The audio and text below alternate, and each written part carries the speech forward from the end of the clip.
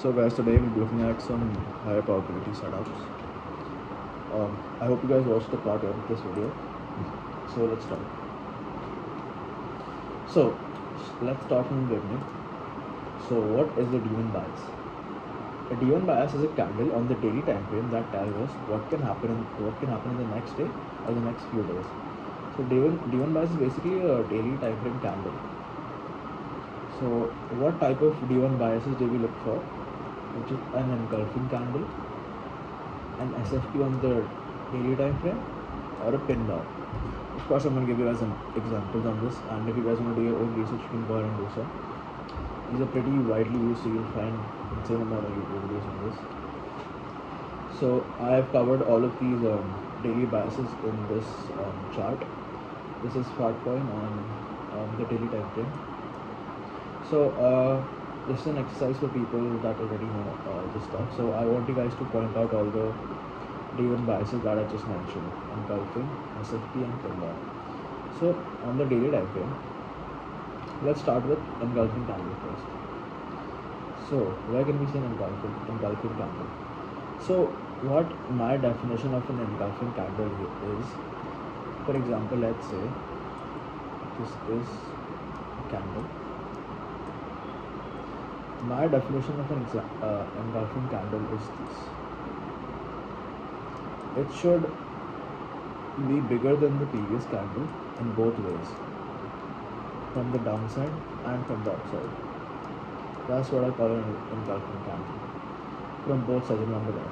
So let me give you some examples.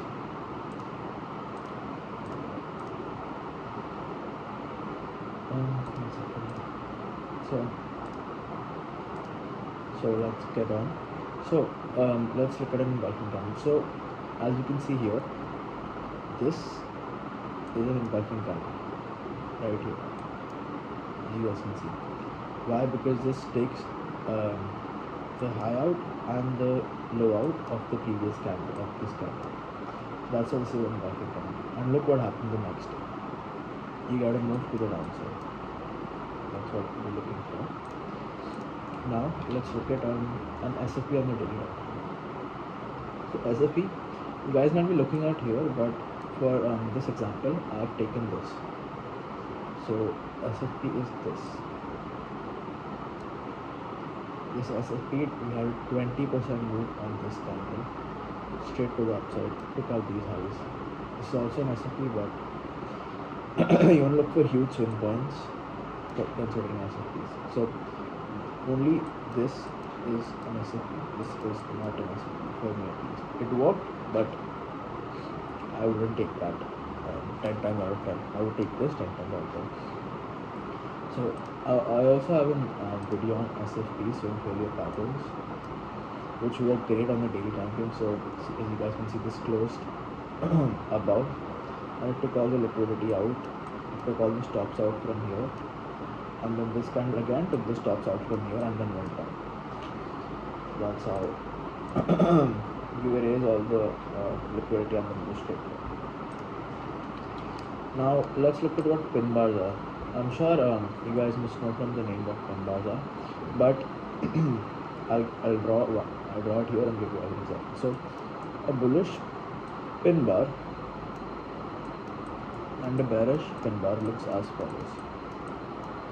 So a bullish pin bar, let's say price is moving down, and then we form this candle. I know my drawing is bad, but I'll just do it with this. We form this candle. This is what we would call a pin bar. Now a pin bar works best if the wick at the lower end is longer in terms of bullish cases, and the upper wick is shorter. The lower wick should be significantly larger. I'll show you guys an example. And then price reverses from here. For a bearish one, for example, price is going up, and we form this. The complete opposite of this one. So the wick should be larger here, shorter here. This is what we call a pin bar, and price reverses. This wick should be bigger, this wick should be bigger here.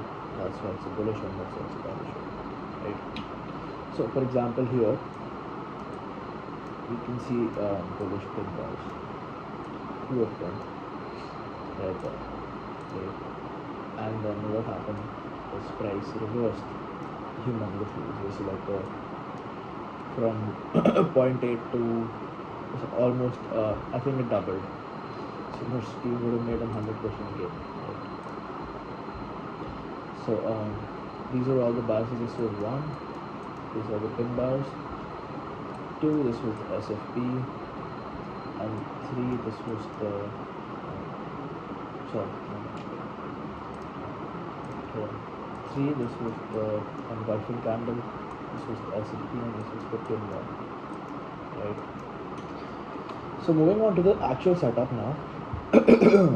You can trade these candles as it is, but there's a better way to trade this, which I'll be getting into now. So whatever examples I'll be giving you after this slide are going to be the ones that I've traded and that I've lost or won. Right. So let's look at two touch flips. So what we're looking for here is two consecutive swing levels. They don't have to be perfect, but also not imperfect. So here I showed you guys this in my earlier video, part 1, but I'll show you guys again. So for example, okay, so price comes and price dips away and price comes here again, and this is how you form two swing levels. This is what we would call it two touch line, right? So they don't have to be perfect but also not imperfect. So there should be space here, there should be space here between the two touches, right? You don't want it to be too close. Each of these swing highs or swing lows should have created a significant reaction. So it created a significant reaction this both ways. It also created a significant reaction both ways. It can also be in the reverse order like here. Right? Significant reaction both ways, and there is space in between too. After identifying this level, which we have done right now, look for space between breaking out and breaking down and retesting this level. So after this, what you would want price to do is break out of here and retest this level, which is where you would be buying, and then we would expect price to go higher. Same with here. Once this breaks, you would expect price to retest this and go lower. But we will not be taking these as it is. We'll be needing some confluence to take these trades, right? So we would need any one of these confluences. If more, then better. I think that doesn't matter, but if there are more confluences, that's obviously better. So one more important thing that I missed out on, between the retest here, there should be space again. So all you want is space. There should be space here and there should be space here, right? Space. So now so if there is space, then we look out for one of these confluences, D1 bias at or past ATR. So I'll show you guys what ATR is and fib levels 0.618, these fib levels, and 0.216 if it's a pretty trendy market. And we will be fibbing from daily swing points, not hourly swing points. I take this trade on the hourly time frame, H1 time frame. Okay. So what is an ATR? So 1 second, I'll show you guys. So let me exit this.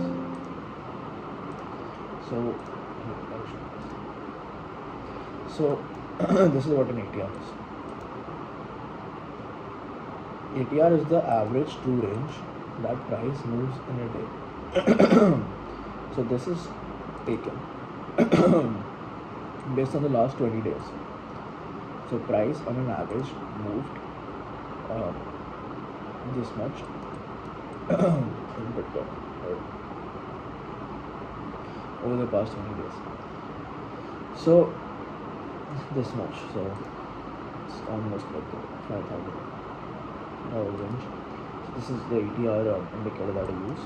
So we would want price to be at the ATR at one of these levels or past this ATR. So it has to be here or on this. So I'll show you guys some examples. So here. I'll go through this quickly. So as we can see here,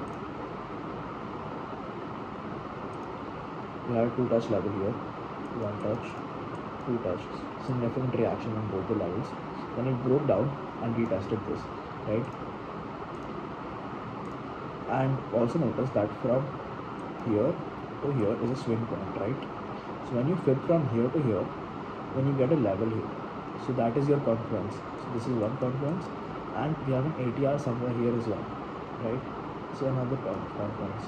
Thus you short here, and then you take your profit at the first double area, which would be here, here, wherever, right? So moving on to the next example. So this was at its ATR and it also had a fib level, but we we only want one of these confluences, right? Only one. One will do, right? It's more the better. Moving on. This on Bitcoin is a humongous level, right? So one touch level and a slight 2 touch level, right? But we also had a fib confluence here. So when price came here, it's skyrocketed, right? We want that confluence. We want this confluence. It does not have to be exactly here, but it still has to be somewhere. So last example that did not work out in my favor is XRP. Significant bounce from levels, came back, retested, and because we had no fib level from here or an ATR level, and I still took this token, I'm stupid. I got stopped out, right? I got stopped out. So you want a confluence for sure, be it a daily confluence, ATR confluence, or something else. But you just want a confluence. See, I got stopped out here because there was no confluence, not fib, not ATR. But in the other example, you guys can see there is at least one confluence. See, so anyway, that's it, guys. Thanks for watching.